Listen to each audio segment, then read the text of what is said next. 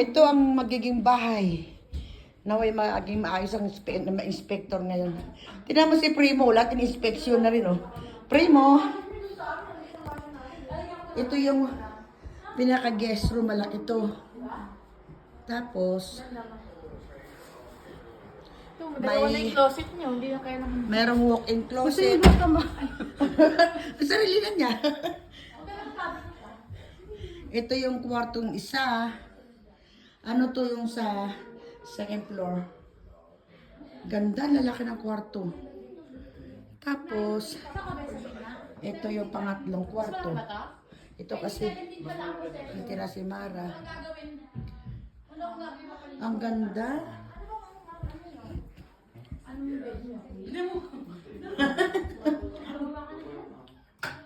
Ang ganda rin ng bathroom. Mahulog yung bata. Si Primo, in-inspection niya lahat. Di ba? Ang ganda ng bahay, promise. Ang ganda. Kwarto malaki. Carpet talaga lahat. Carpet talaga lahat.